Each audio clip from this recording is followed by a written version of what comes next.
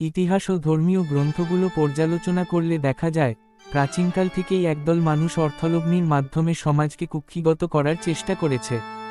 জেরুজালেমের মন্দিরে মুদ্রা বিনিময়কারীদের বিরুদ্ধে যিশুর কঠোর অবস্থান বা ইহুদি সুদ ব্যবসায়ীদের অপকর্মের যে উল্লেখ পাওয়া যায়, তা প্রমাণ করে যে সমকালীন অর্থনীতি ও শোষণ চিরকালই সমান্তরাল ছিল।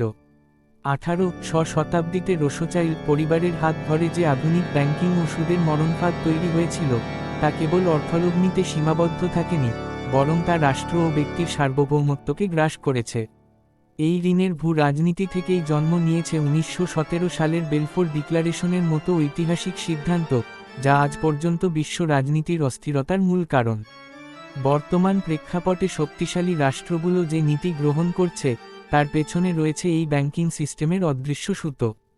রাষ্ট্রগুলো আজ জনগণের চেয়ে ব্যাংকারদের স্বার্থ রক্ষায় বেশি ব্যস্ত, কারণ তারা নিজেরাই ঋণের জালে আষ্টেপৃষ্ঠে বন্দী।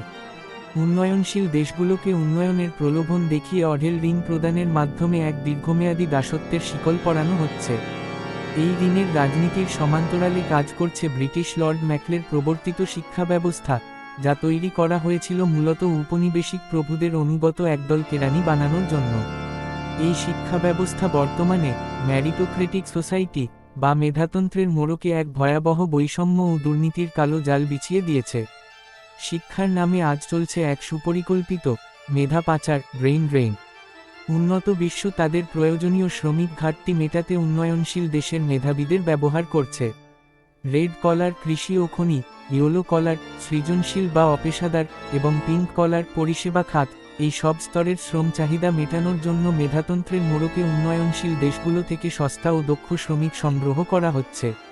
নিজের দেশের উন্নয়নের পরিবর্তে এই মেধাবীরা বিদেশি প্রভুদের সিস্টেম সচল রাখতে জীবন ব্যয় করছে, যা প্রকারান্তরে নব্য উপনিবেশবাদকে দীর্ঘস্থায়ী করছে।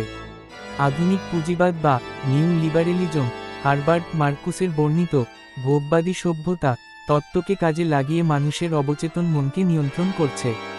কৃত্রিম চাহিদা তৈরি করে মানুষকে অপ্রয়োজনীয় পণ্য কিনতে এবং ক্রেডিট কার্ডের ঋণে ডুবতে বাধ্য করা হচ্ছে। বর্তমান বিশ্ব অর্থনীতি আজ নিউ ফিউডালিজম বা নব্য সামন্তবাদের দিকে ধাবিত হচ্ছে, যেখানে ডেটা এবং ঋণের মাধ্যমে মানুষকে নিয়ন্ত্রণ করা হয়।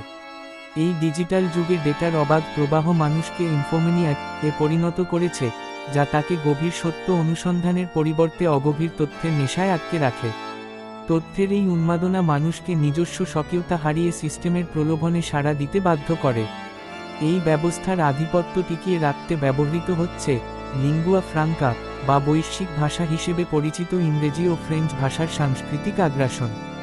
এটি একটি স্লো পয়জনিং, যা মানুষের নিজস্ব সভ্যতা, শেকড় ও সংস্কৃতিকে হীন প্রমাণ করে তাকে একটি বিজাতীয় মনস্তত্ত্বের দাস বানানো হচ্ছে। মানুষ যখন নিজের ভাষার চেয়ে বিদেশি ভাষাকে শ্রেষ্ঠ মনে করে, তখন সে নিজের অজান্তেই তার পূর্বপুরুষের জ্ঞান ও ঐতিহ্যকে বিসর্জন দেয়। শোষণের এই জাল এখন আরও বিস্তৃত হয়েছে খাদ্য রাজনীতির মাধ্যমে।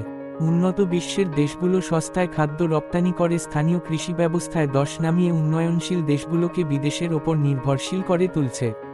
এমনকি বায়োটেকনোলজি ও বীজের পেটেন্টের মাধ্যমে প্রাণের ওপর একচেটিয়া মালিকানা প্রতিষ্ঠা করা হচ্ছে।